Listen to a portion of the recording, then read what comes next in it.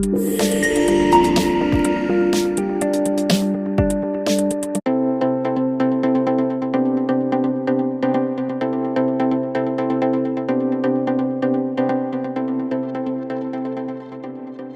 ఏం చెప్తుంది, అలాగే రాష్ట్రాలను విభజించాలంటే ఏం చెప్తుంది, మనకున్నటువంటి ఆర్టికల్స్ పంచాయతీరాజ్ దేశ బాధ్యత పౌరస్వటిదే ఇటువంటి వాటి యొక్క ఉద్దేశము.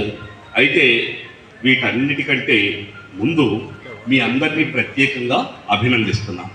కారణం ఏమిటి అంటే జిల్లాలో కొన్ని లక్షల మంది విద్యార్థులున్నా కేవలం నియోజకవర్గానికి 3 దీని మీద సమగ్రమైనటువంటి అవగాహన కలిగి మనకు మన సార్ వాళ్ళు ఇచ్చినటువంటి సూచనలు సలహాలు ఏవైతే ఉన్నాయో దాన్ని సమర్థవంతంగా ధైర్యంగా ఎటువంటి మొహమాటం లేకుండా చట్టసభలలో ఆ 3లో ఒకరిని ఎలా సెలెక్ట్ చేయడం అన్నటువంటిది మీరు ప్రదర్శించేటువంటి నైపుణ్యాన్ని బట్టి, మీ జ్ఞానాన్ని బట్టి, మీరు ఇక్కడ ఎలా ఒక విషయాన్ని ప్రజెంట్ చేస్తారు అన్నటువంటి దాన్ని బట్టి, మీ ఫ్లూయెన్సీని బట్టి, వీటన్నిటిని ఆధారంగా చూస్తారు.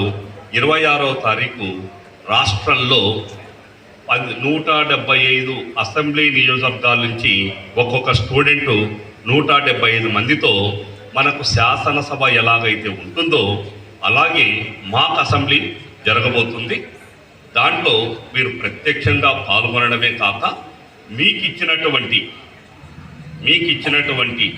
బాధ్యత ఏదైతే ఉంటుందో దాన్ని అద్భుతంగా నిర్వర్తించాలి అని, భవిష్యత్తులో మనం ఒక మంచి పౌరులుగా క్రమశిక్షణ కలిగినటువంటి వ్యక్తులుగా ఏదైతే మన పూర్వీకులు త్యాగం చేసి మనకు ఈ స్వాతంత్రాన్ని అందించారో వాళ్ళ ఆశలు, ఆశయాలు, ఆకాంక్షలు, దేశ అభివృద్ధి, దేశభక్తి మన మనసులో నిండుగా పెంపొందించుకొని మన దేశాన్ని మిగతా దేశాల కంటే అభివృద్ధి పదంలో ముందుకు తీసుకెళ్తారని ఆశిస్తూ మీ అందరికీ కూడా ఆల్ ది బెస్ట్. అలాగే ఈ కార్యక్రమాన్ని ఈ రకంగా ఏర్పాటు చేసినటువంటి డివైఈఓలకు, తర్వాత కార్యనిర్వాహకులైనటువంటి ఎంఈఓ చిట్టిబాబు గారికి, సహకారం అందించినటువంటి అందరూ ప్రధానోపాధ్యాయులకు, ఉపాధ్యాయులకు, తర్వాత ప్రతి ఒక్కరికి కూడా ప్రత్యేకమైనటువంటి ధన్యవాదాలు తెలియజేస్తూ, ముఖ్యంగా ఇక్కడ ఉన్నటువంటి చిన్నారులు మీకు అద్భుతమైనటువంటి భవిష్యత్తు ఉంది. మీలో చెప్పలేం.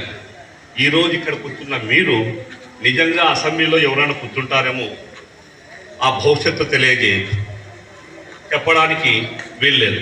తప్పనిసరిగా ఇక్కడ కూర్చున్నటువంటి మీరు అది నిజంగా కూడా ఒక ఎమ్మెల్యేగా కూర్చోవచ్చు, ఒక ఎమ్మెల్సీగా కూర్చోవచ్చు, ఒక మంత్రిగా కూర్చోవచ్చు.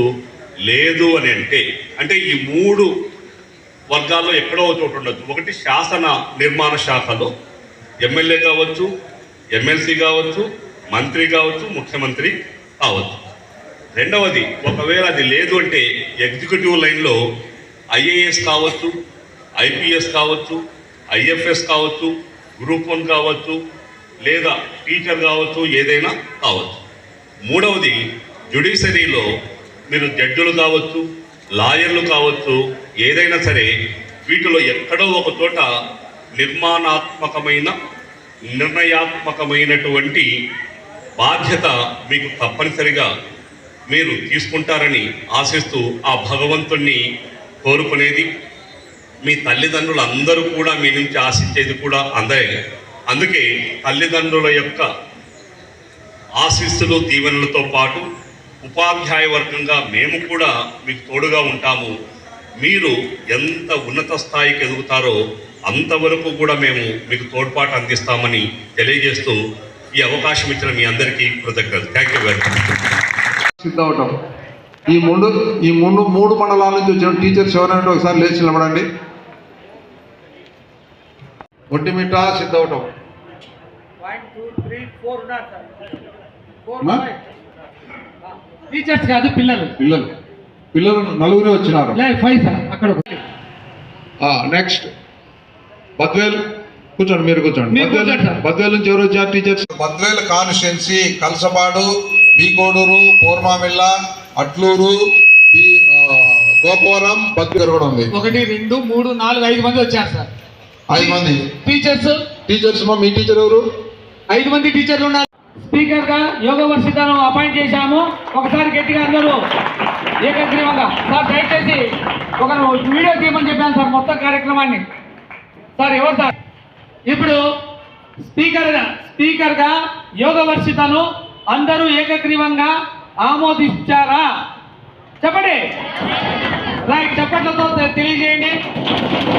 ఇప్పుడు సీఎం గారు, ప్రతిపక్ష నేత ఇద్దరు స్పీకర్ను గౌరవంగా తన ఆసీనం దగ్గరికి తీసుకొస్తారు. రండి.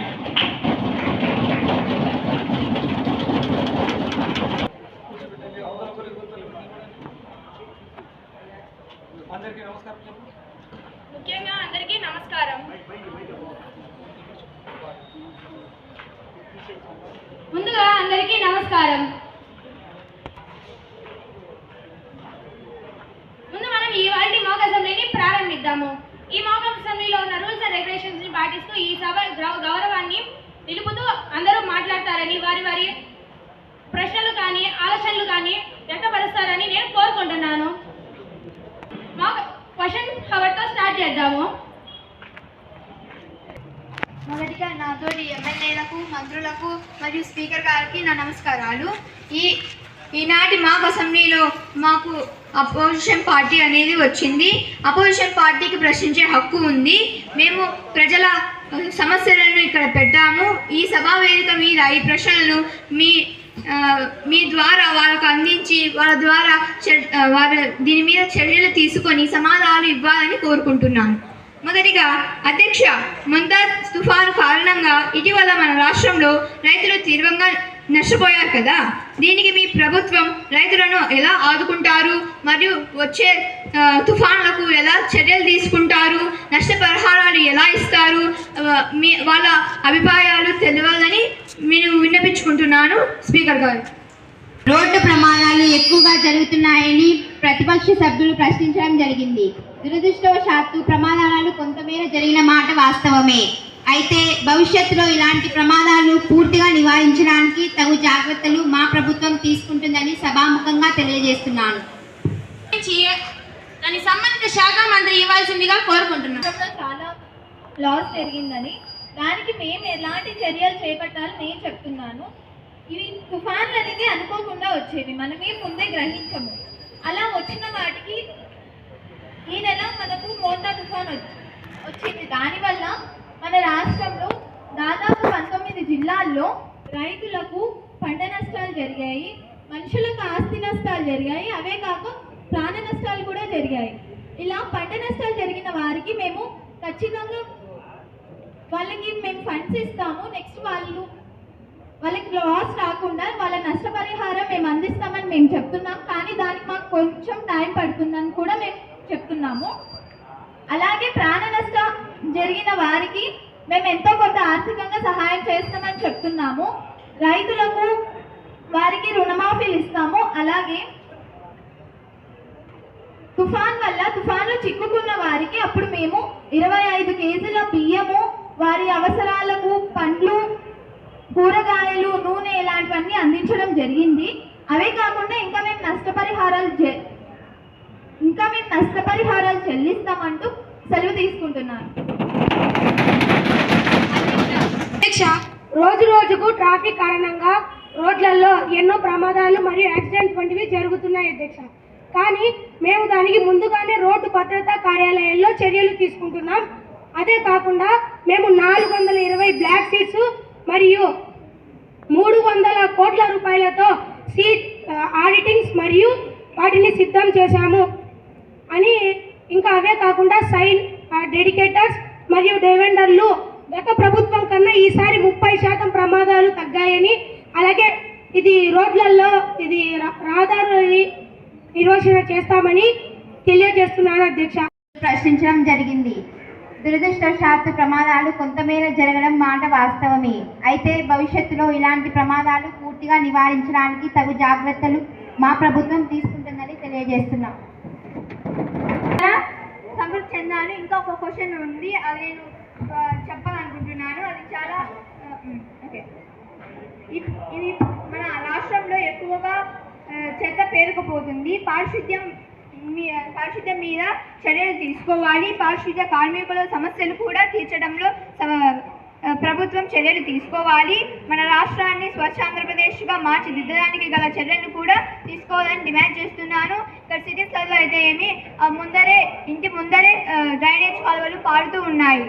దీనివల్ల కుటుంబంకి ఏదో చాలా రకాల అనారోగ్య సమస్యలు వస్తున్నాయి. ఇందువల్ల ఇంటి ముందరే డ్రైనేజ్ పారడం అది సామాన్యమైన అది చాలా తప్పు. దాని మీద మీరు ఏం చెప్తారు? దానివల్ల మనకు అనారోగ్యాలు కూడా వస్తున్నాయి. ఇంటి ముందరే పారడం చాలా తప్పు. దానివల్ల గబ్బు సమస్యలు లేకపోతే అనారోగ్యాలు చాలా తలెత్తుకుంటున్నాయి. అది కాక ఇప్పుడు వర్షాలు కూడా వస్తున్నాయి. దీని ద్వారా అసలు ఏమనుకుంటున్నారు? ఇలా డ్రైనేజ్ ఇంటి ముందర పారడం ద్వారా అసలు దీని మీద చర్చ మరియు ముందు ఎలా చేస్తారు? ఈ డ్రైనేజ్ని అసలు ఆపేయాలని నేను కోరుతున్నాను అధ్యక్ష. దీన్ని అధికార పక్షానికి చెప్పాలని నేను కోరుతున్నాను. శాఖ మంత్రి స్పందించవలసిందిగా కోరుకుంటున్నాను. యువతను జాబ్ సీకర్స్ నుండి జాబ్ క్రియేటర్స్ గా మార్చే దిశగా అడుగులు వేస్తుంది. Andhra Pradesh skill development corporation APSDC ద్వారా ప్రతి జిల్లాలో స్కిల్ కాలేజెస్ మరియు డిజిటల్ స్కిల్ హబ్స్ ఏర్పాటు చేస్తున్నాము. ఈ కేంద్రాలలో technical training, computer literacy, communication skills, entrepreneurship training వంటి కోర్సులు నిర్వహిస్తున్నాము. ప్రతి సంవత్సరం లక్షలాది మంది యువతకు ఉచిత శిక్షణను ఇచ్చి జాబ్ మేళాలలో వారికి ఉద్యోగాలను కల్పిస్తున్నాము. మా లక్ష్యం 100% employment youth, 100% employment for skilled jobs. పాఠశాలల్లో ఇటీవల చేపట్టినటువంటి ఆధునీకరణ వల్ల విద్యుత్ వినియోగం పెరిగి పాఠశాల ప్రధానోపాధ్యాయులకు బిల్లులు చెల్లింపు భారంగా మారింది. సకాలంలో గ్రాంట్లు మంజూరు కాకపోవడం విద్యుత్ బిల్లులు చెల్లించడం కష్టతరంగా ఉంది. దీనికి సంబంధించి ప్రభుత్వం ఎలాంటి చర్యలు చేపడుతుందో తెలపగలరని కోరుకుంటున్నాను. అధికారంలోకి వచ్చాక ప్రభుత్వ పాఠశాలలు ఎదుర్కొంటున్న ప్రధాన సమస్యలపై దృష్టి సాధించడంతో విద్యుత్ అంశం తెరపైకి వచ్చింది. రాష్ట్ర ప్రభుత్వంతో కలిసి ఈ అంశంపై మన గవర్నమెంట్ సరఫరా తీసుకుంటుంది. దాదాపు అన్ని ప్రభుత్వ పాఠశాలలకు విద్యుత్ భారం లేకుండా చేస్తామని హామీ ఇచ్చింది. మన రాష్ట్రంలో దాదాపు 58,000 పాఠశాలలు ఉండగా దాంట్లో 40,000% అంతా మన ప్రభుత్వ పాఠశాలలే. దాని అన్ని విద్యుత్ సంబంధించిన బిల్లులన్నీ తీసుకొని అన్ని వాటికి భారం లేకుండా చేస్తామని హామీ ఇస్తున్నాము. పూర్వక వాతావరణం, ఇన్వెస్ట్ ఆంధ్రప్రదేశ్, సింగపూర్, జపాన్ మరియు ఇతర దేశాలతో సహకారం, కొత్త పారిశ్రామిక విధానాలు, అంతర్జాతీయ సంస్థలతో ఒప్పందం, తెలుగు NRIతో అనుసంధానం, భాగస్వామి సదస్సులు వంటి అనేక ప్రణాళికలతో ప్రభుత్వం విదేశీ పెట్టుబడులను ఆకర్షిస్తుంది. మీ ద్వారా సభకు తెలియజేస్తున్నాను.